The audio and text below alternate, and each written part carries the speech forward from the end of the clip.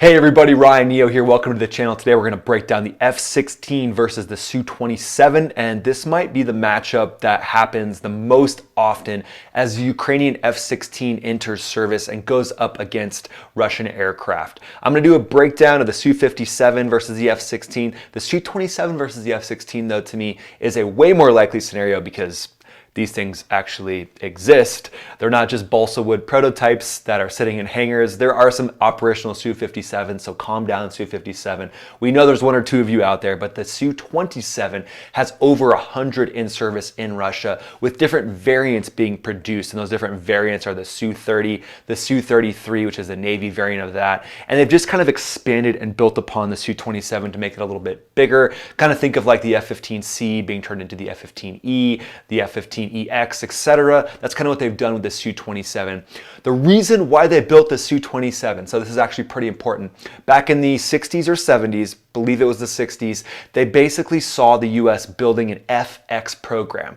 They were like, oh, what's this new FX thing? And when they were able to get inside information, wonder how they got that. KGB, FSB did some work there, and they figured out that the US was building an F-15 and F-16 that were fighter jets that had advanced technology that were really built around the pilot and built to be an operational aircraft, a multi-role aircraft for the F-16, and an air superiority fighter for the F-15. So it came down to them seeing the US making these advancements and them wanting to do an FX program of their own, and that's what designed the Su-27.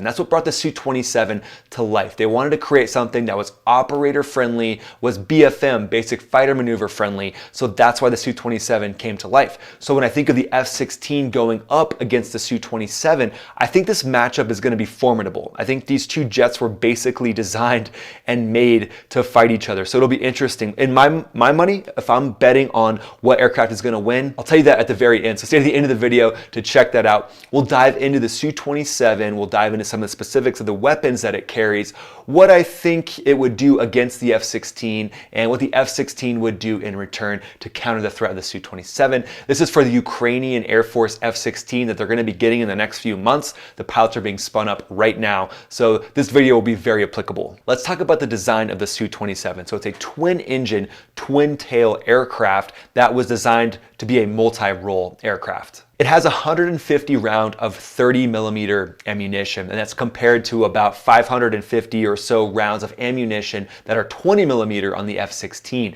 So the rounds in the Su-27 are bigger, but there's less of them. So for me personally, I would rather have more opportunities to miss. What do they say? One shot, one kill. Not always the case in aerial combat when you're doing everything you can to be a surgeon and maneuver that gun funnel onto the Su-27. You're going to want a little more rounds. So with the Su-27, while they have less rounds, they've got a higher caliber. So maybe one or two hits from a Su-27 and the size of that 30mm warhead, that could just completely render the F-16 just out of service and not able to continue to fly. Whereas, hey, maybe the F-16 peppers a few 20mm rounds, which, don't get me wrong, in the case of aerial combat, they're going to be HEI rounds, high explosive incendiary, kind of like little bombs on the end of these things. So even a few rounds from the F-16 is not going to be pretty for the Su-27. But, you know, if you're just weighing it at the end of the day, better to have a 20mm hit you than a 30mm. But I don't want to run out of bullets. That's why for me, the F-16's 20mm is where I want to be.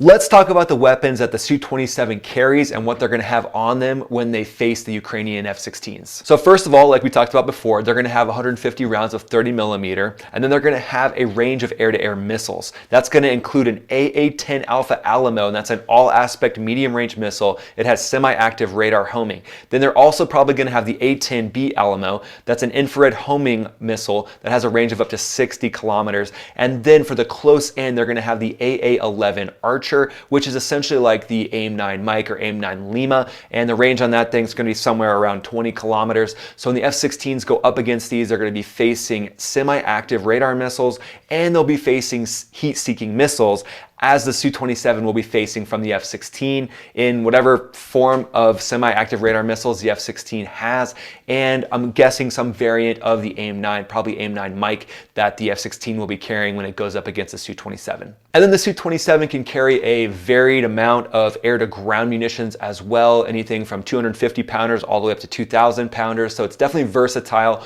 when it comes to the multi-role mission. So let's say these two beasts meet on a sunny blue sky day and they're not able to get detection of each other, or detection enough to identify each other to fire beyond visual range. Now, if my money's on the jet that's going to win beyond visual range, I'm going to go with the F-16 every day of the week. I obviously have experience with that bad boy, and I've seen the way that the radar is incredibly user-friendly. So when it comes to the Su-27, it's got a pulse Doppler scanned radar. It does have track while scan, which essentially means the radar can track a target and then continue to scan. But for me, just the technology of the Soviet radars are not anything I would want to rely on. Sometimes the radar, if it's a Soviet radar, if it's up high and looking down at the ground, it could actually lose track on whatever it's tracking, and it could be distracted by ground clutter, which could be a great tactic for the F-16. Come in low, try to do a low to high merge. So let's say BVR doesn't work out for either side. That's not able to happen.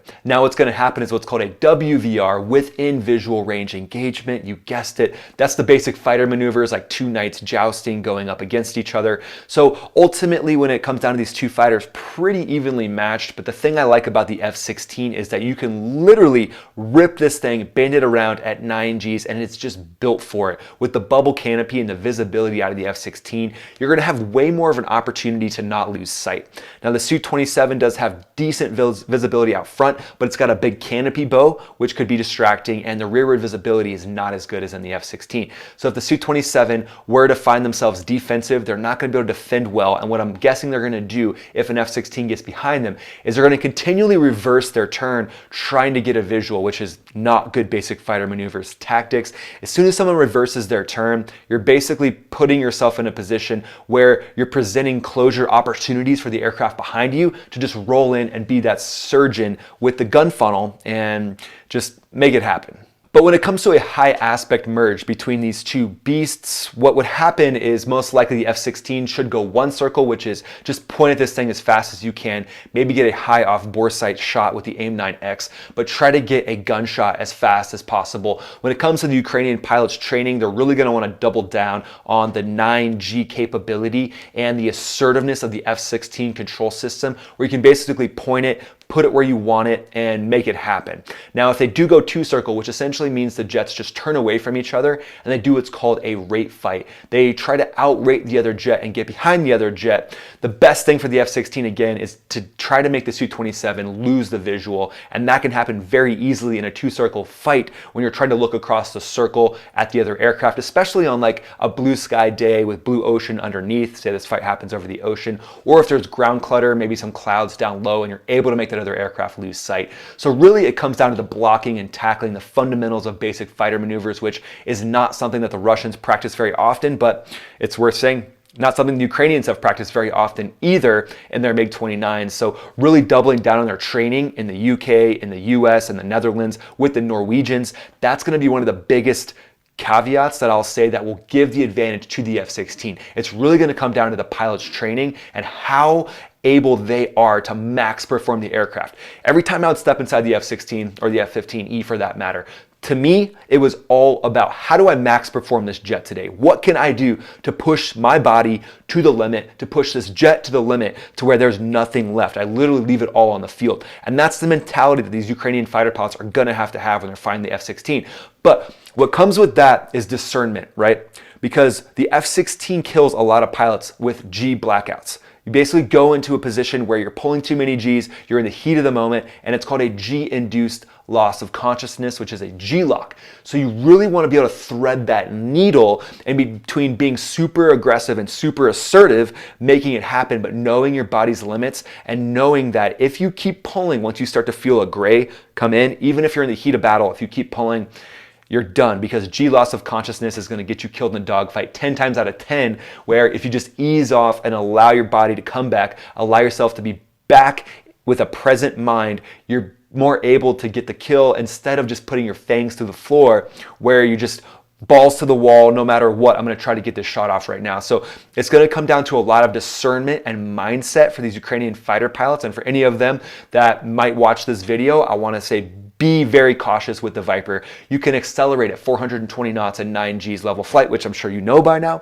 diving into all the schematics that you're going to dive into, but ultimately relying on your training and leaning on some of these incredible instructors in the Netherlands, in Norway, whatever country decides to sell their F-16s to Ukraine. I really am excited because a lot of these European fighter pilots are some of the best. I got to train with Norwegian fighter pilots and just watching them operate, the way that they max perform the aircraft. And for me, it was T-38s. I was watching them max perform T-38s. It was done with discernment. It was done with a mindset of just like Tom Brady, throw that football right through the ring, thread the needle, hit the sweet spot, where you're ultra aggressive, but you also know your body's limits. So if you come into a dogfight with a Su-27 with that ability to be ultra aggressive, to know your limits, and to have your HOTAS, your hands on stick and throttle, just completely doped out, that is the best way to go. A lot of the Norwegians and I, we would go sit in the simulator, we'd literally close our eyes and just test the different hands-on stick and throttle and make sure we could manipulate the aircraft. We could do everything we needed to do without looking away, because again, lose sight, lose the fight. So those are the big takeaways that I want the Ukrainian fighter pilots to think about when they're going into a basic fighter maneuvers merge with a Su-27. Ultimately, it comes down to the pilot and the training and the determination and the ability to max perform the aircraft and max perform their bodies while having discernment and not putting yourself in a square corner where you go into G-lock. Thanks so much for being here, everybody. Really appreciate it. If you enjoyed this video, go ahead and let me know in the comments below. Hit me up on Patreon as well. I've got dogfight videos posting there weekly. That's just Max Afterburner on Patreon. And hey, the best compliment really that you could give me is just watch another video. Those will pop up here. We'll see you on the next video. Most of all, have a great day.